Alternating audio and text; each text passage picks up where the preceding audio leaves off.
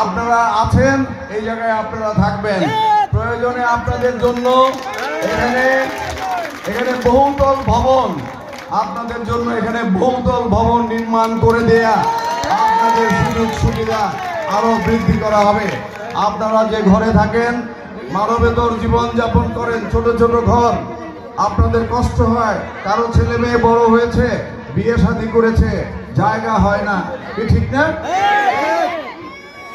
এই কারণে প্রয়োজনে এই জায়গাগুলোতে ভবন নির্মাণ করে তালায় তালায় আপনাদেরকে থাকার ব্যবস্থা করে দেওয়ার দায়িত্ব সরকারের। যদি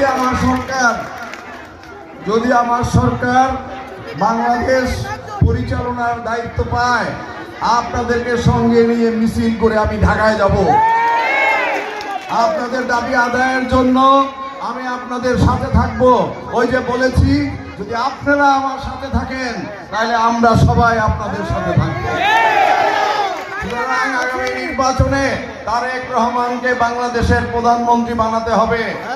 আগামী নির্বাচনে এই জায়গা থেকে যদি আমাকে মনোনয়ন দেয়, অথবা যাকে মনোনয়ন দেয় তাকে এই সংসদ সদস্য বানাতে হবে। তাহলেই আমরা আপনাদের সমস্ত সমস্যার সমাধান করতে পারবো।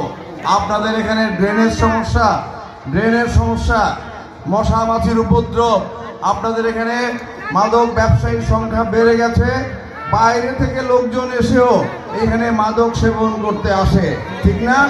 আপনাদের মধ্যে কিন্তু বেশিরভাগ মানুষই নিরীহ, বেশিরভাগ মানুষই কিন্তু ভালো কাজ কাম